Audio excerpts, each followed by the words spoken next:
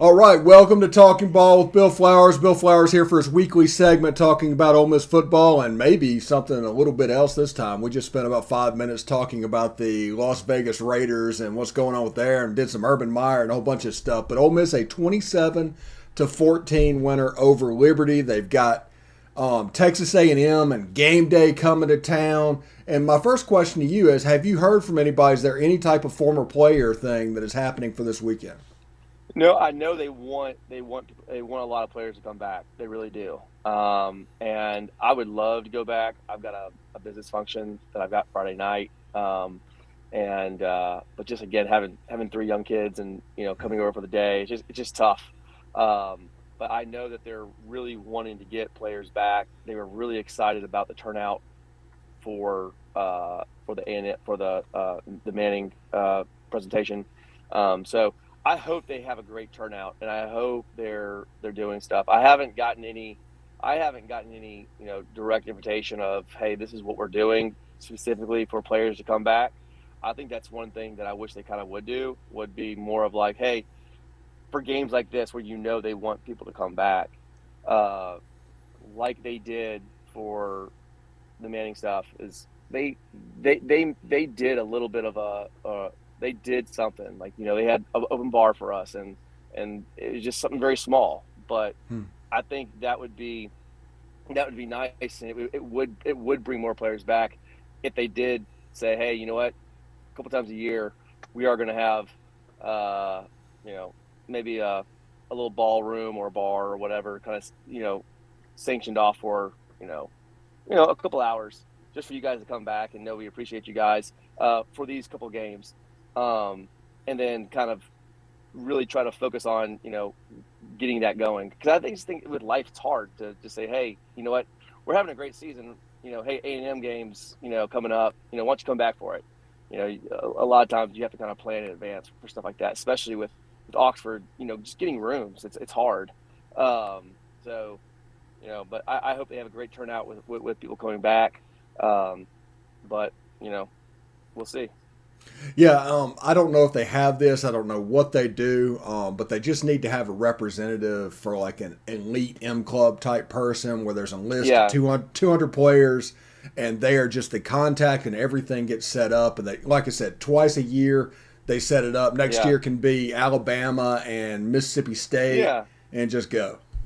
No, I think that's what they need to do is mark out those games and do it in advance and say, hey, you know what, here's the itinerary. We're just going to have the first 300 people that I don't think 300 people are going to come back, but just because of life in general. But maybe they would, but just have those things set up, have it known in advance, so you can get a hotel room, or have hotel rooms kind of blocked off, which would be hard to do, but to have good communication, because even when I was coming back for the Eli event, I still really wasn't really sure what was going on outside the Eli event. There was the Eli event, but there was also a weekend. This was a weekend that they kind of parlayed bringing ex-players back. So when I got to Oxford for a Friday night thing with Eli, I didn't I was kind of made known right before heading to Oxford that there was something for the players that they were doing, and it was the first time they had done it. And when we were there, they expressed it, how much they liked it. The M Club and the university representatives were like, wow, we should do this more often. We're like, yeah, absolutely. We love Oxford. We love to come back as much as possible. But you just have to make sure that you have things that people can put on a calendar and have good communication on. Yeah, and let's talk a little bit about the game. Moving on to it, change it away. Ole Miss defeated Liberty 24-14. Ole Miss scored more points than Liberty would through the whole game at the 13-minute mark of the second quarter. So there's going to be people that talks about how close it was and how bad it was and doom and gloom and everything that's going on. But the reality is that wasn't the case. I'll tell you a couple of flashes that made me feel good. John Rice Plumlee in the slot, his production, him having a game, that made me feel better. Dennis Jackson kind of becoming that game breaker type player made me feel a little bit better. Now, we'll talk about running the ball maybe a little bit later, but those two players are flashing ways that I'm getting a little bit excited about this Texas A&M game.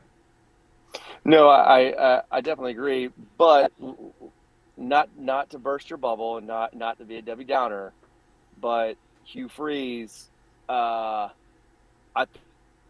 to help Willis out. I think he was trying, because there were so many scouts there, tried to establish the game early. And if you're going to miss, you're not beating them through the air. You're going to beat them. And I think that's what happened, was that at the end of the second half, the first half, he said, we abandoned this. Let's try to do pass first, run second. And so, I think we all know what's our Achilles heel is don't run the ball down the road. And they changed the narrative of the second half, which was, we're going to run the ball at you, Ole Miss, and then we're going to throw the ball. And so I think that was the two halves. Yeah, a little bit. I can see that. Dual threat quarterbacks have made us pay all season. KJ Jefferson had an unbelievable day. Bo Nix was he really performed well against us. So they went into this game. It's like Malik Willis will not beat us. So they did everything they did. They sacked him 9 times. He had 27 carries for like 72 yards, 3 picks, did everything. And they just said, we're not good enough to stop everything. We're not Georgia. So if we decide we're going to take away Malik Willis, there are going to be openings on the edges in the scheme the way it's designed to the running back. Now, Liberty was taking like 7 minutes to score a touchdown. I don't know if you look at what happened in the third quarter into the end of the game, Liberty had to play perfect the whole second half to catch up and end that game. With the time of possession it was going with those drives, it just wasn't going to happen. These are G5 players at that position with a really elite quarterback. Well, yes, but at the end of the day, you're looking at this from a big picture. You're about to play A&M, who rushed for over 200 yards against Auburn. It's not going to take them 7 minutes compared to Liberty. So, in my opinion, you're looking at it from a half full perspective, a glass half full. But in my opinion, what they're going to need to do against A&M is they're going to need to minimize as many ways to be beat. So, like what you just said, that they realize that we're not Georgia, and we can't stop every angle. You're going to have to pick our battle. And so if I'm sitting there, and again, I'm not a coach, but if I'm sitting there, our defensive coordinator, I'm abandoning the pass. And I'm going to say, I feel like my safeties and my corners are much better suited to play a one-on-one, man-to-man a defensive scheme versus all zone and letting my up front, my interior line take on man-to-man. Like I would not put all my chips in on the defensive line. I'm going to take everything, and I'm going to support my defensive line much more so than my defensive backs. I mean, you're looking at Auburn's a good defense, and A&M rushed for over 200 yards. So if I'm going to put all my chips in one area where I'm going to stop something, I'm going to let you kill me by the deep ball. I'm not going to let you kill me by running the ball down my throat and demoralizing me all game long. So I don't think we're at a point where we can stop the pass and stop the run. I just don't feel like we're there yet. So you're going to have to choose one. And look at Liberty. And my point to the whole thing is Liberty we stopped their pass. They didn't even try to run that much in the first half. The second half, they did try to run, and they did do it.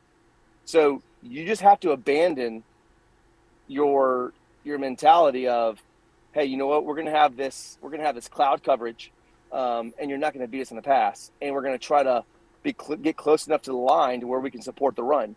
It's not working. We just do not have the Georgia line to be able to facilitate that. So you're just going to have to bring people closer, turn more into a 4-3 aspect or a 4-2-5 with Jake Springer much closer to the line. I mean, and try to have more people in the box.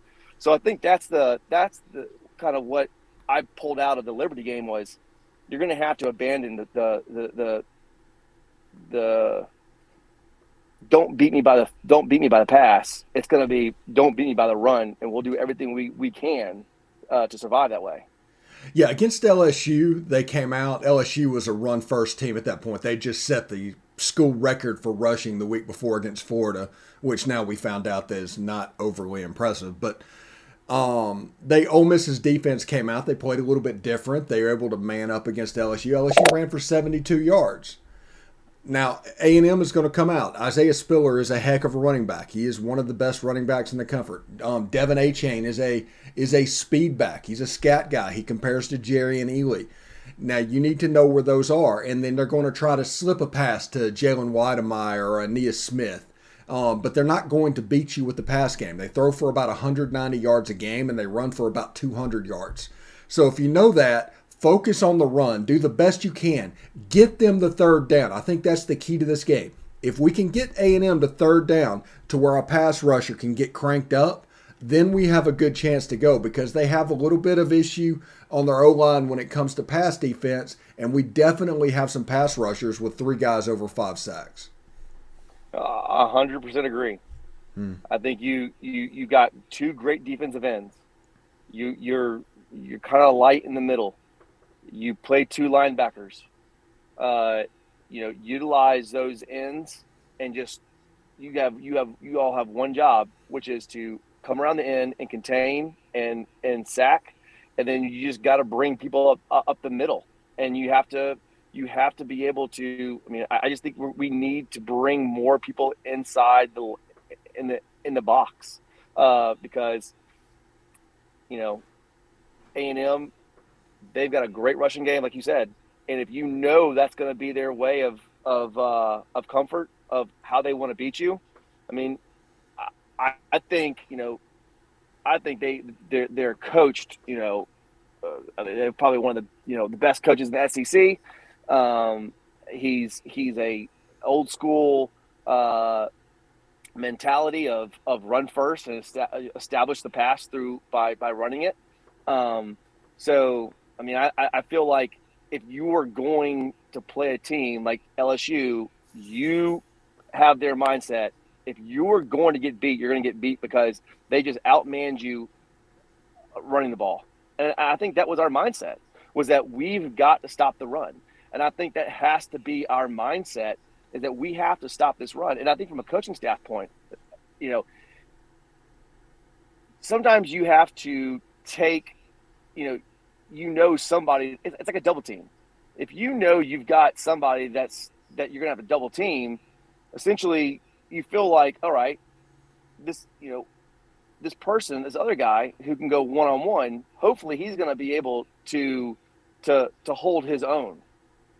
And you're going to take pressure off of somebody else to put it on somebody else. That's what we've got to do, is we got to say, listen, guys, from a passing standpoint, we can't help you. We've got to put all of our focus and emphasis on stopping this run. So corners and safeties, your whole thing is you're going to island here. If you're going to play more of I would think like a 2-man, which is you go 2-man would not be a bad play. It would not against this team.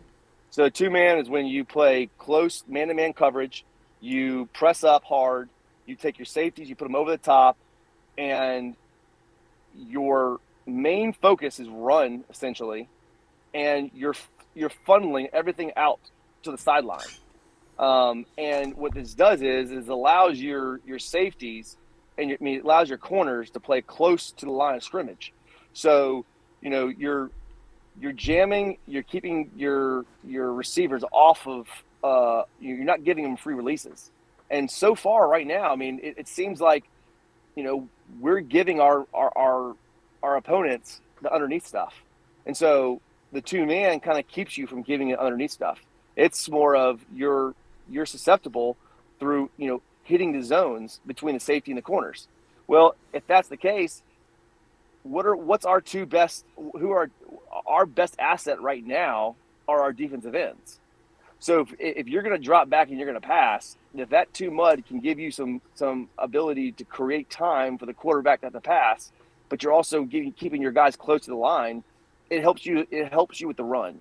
So I just feel like we've got to abandon this mentality of, we're playing in this new SEC football where everything's, air raid.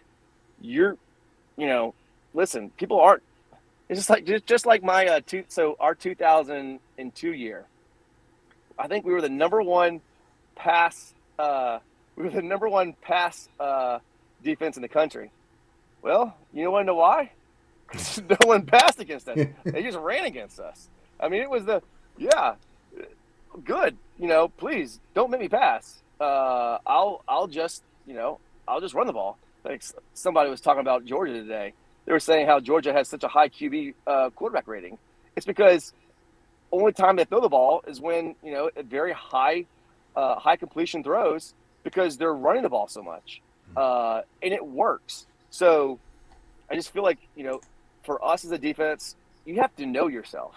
And right now, if we look at ourselves, we have to realize, listen, if we're gonna get beat, we're gonna get beat by getting the ball shoved down our throat. So I think that's what we have to do. Yeah, and I think people need to realize, especially in the Ole Miss fan base, because there's a narrative that the defense is struggling stopping the run. The defense this year is about 10 yards per game better at stopping the run than they were last year. Well, that doesn't say a lot.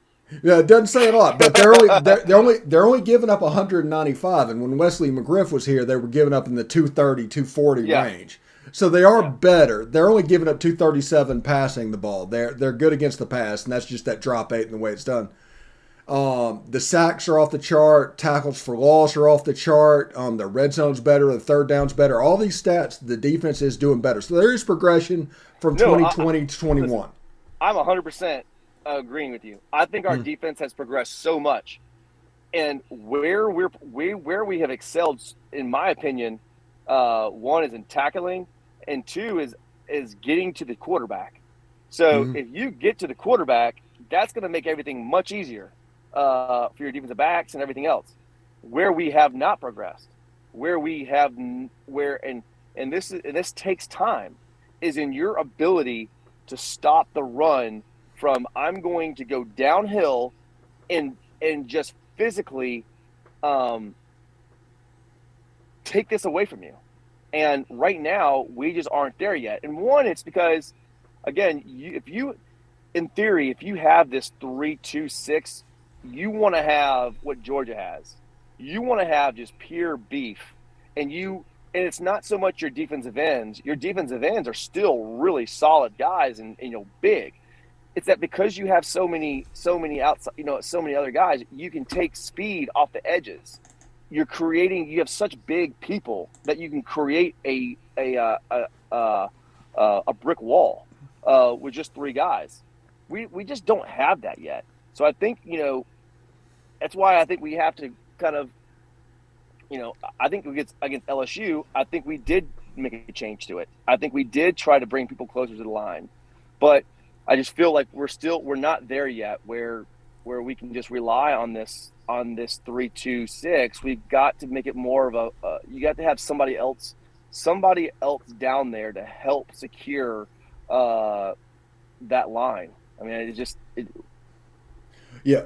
One thing people don't need to realize, now we are very, very undersized this year, especially on the edges. Right. In the future, like what we're recruiting to, we have a commitment right now from a guy who's going to play nose guard who's 360 pounds. Sam Williams' position is going to have Tywan Malone, who's close to 300 pounds. That's beef that once they get going. And on the outside, they want to recruit two Jake Springers instead of having a former cornerback playing a box linebacker. So that is my point exactly. What you're saying about who we're recruiting is recruiting to that defense, to where you have big, beefy, athletic guys on the outside and just one huge, massive human being on the nose. You take your linebackers, you keep them close. You take you take really athletic corners. You take some pretty nasty athletic safeties. Bring them down to be able to play a hybrid linebacker, safety, and cover, and then you just blitz like missiles. That's exactly what you want in theory. We just don't have that yet. Yeah, we have to recruit to it. And there's players like Jalen White. We got a commitment from Jalen White out of Little Rock. He's a 6'3", 200-pound guy that plays quarterback in high school. 10 years ago, or when you played, he would not play D1 football. But now, when it comes to modern football, there's a place for him in these hybrid positions because of what's happened. Because what you have is going to have an extremely long guy that's going to be 6'3", 6'4". He's going to grow to 215, 220. You're going to put him at box safety, and he's going to be able to run a 4.4, 4.5. That's what you're looking for there. But this is somebody that, like 10, 15 years ago, probably wouldn't play Power 5 ball. So it reminds me of his name just dropped out. He played at Auburn, played years with the Cardinals. Dansby? Carlos Dansby. Yeah. Yes. So that was Carlos Dansby. Mm-hmm. So he went to Auburn as a receiver, a tight end, and then look, he just grew into a tree. Mm-hmm. And so that's exactly what you're talking about. Yeah.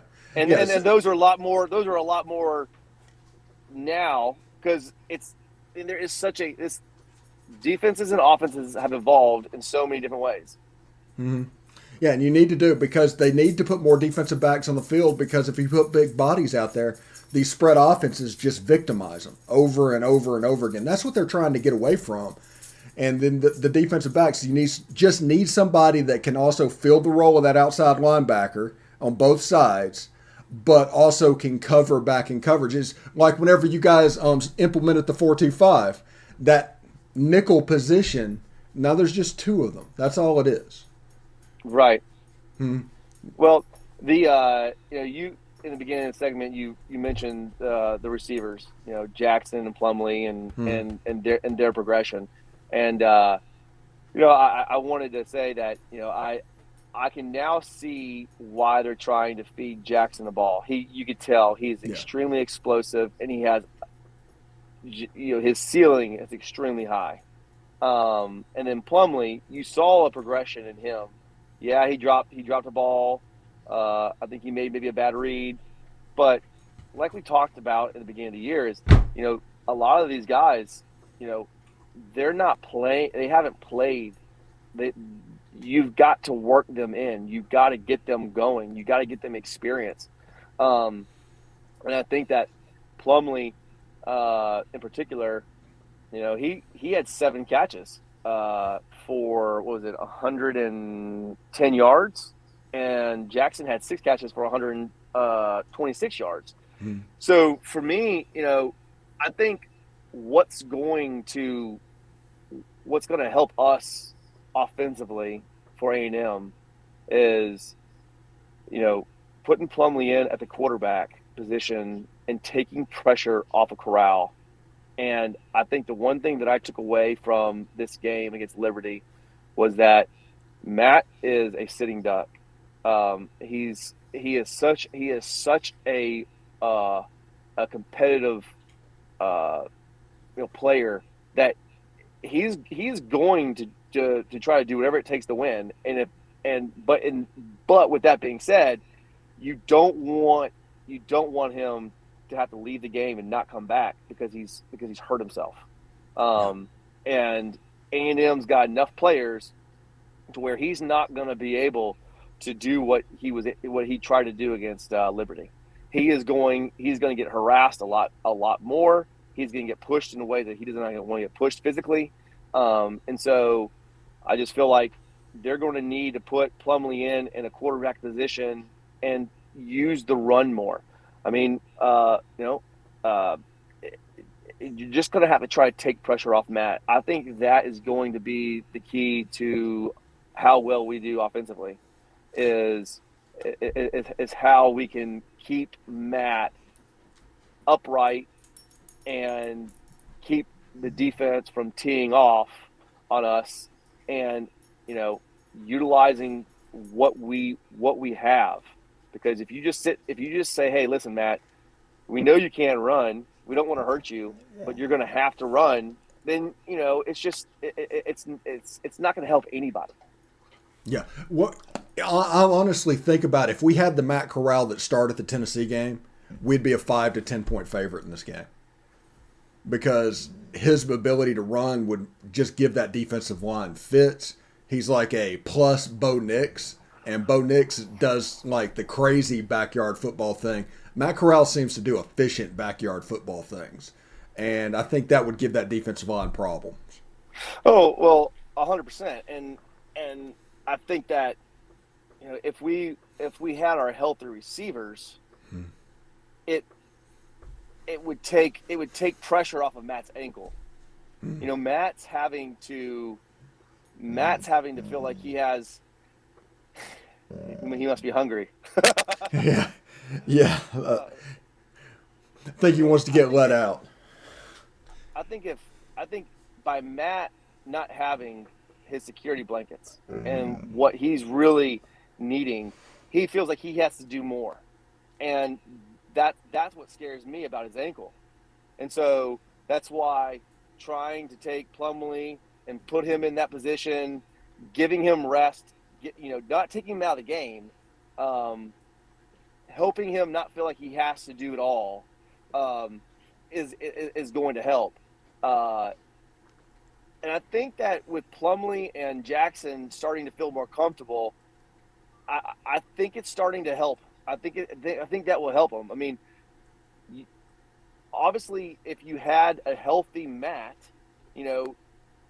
not only does it help you in our pass game, but where it helps you the most is in your run game. And I think that's where he is so dangerous because, if you don't have your receivers, but they know you can run, they still have to spread out wide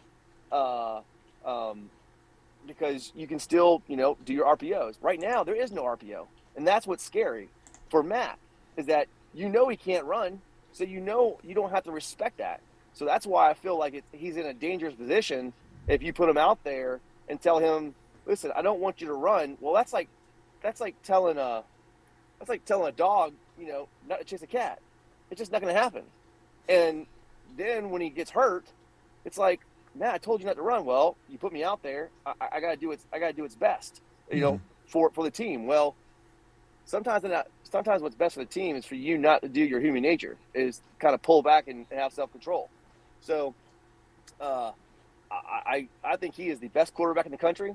I think that this year he's taken everything that has been given to him, and he's only a few times has he made some decisions that he should not have made.